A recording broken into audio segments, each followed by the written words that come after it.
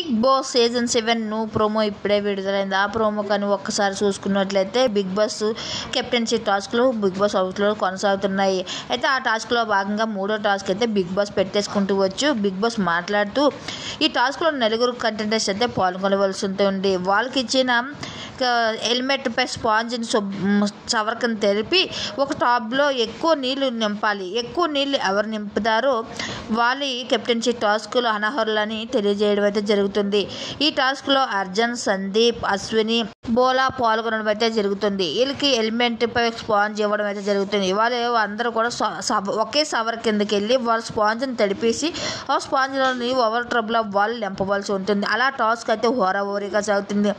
ఈ టాస్క్లో ఒకరినొకరు తోసుకుంటూ వాళ్ళ స్పాంజ్ నింపుకుంటూ వచ్చి ఆ టబ్లో నింపడం అయితే జరుగుతుంది. అయితే ఈ టాస్క్లో భాగంగానే ఇంకా అశ్వినిని ఒకరికొకరు తోసుకోవడం భాగంలో ఇంకా అర్జున్ అయితే అశ్విని తోసేయడం అయితే జరుగుతుంది. అక్కడ అశ్విని పడిపోవడం అయితే జరుగుతుంది. ఇంకా శివాజీ అన్న అక్కడికి వెళ్ళి అశ్విని లేపడం అయితే జరుగుతుంది.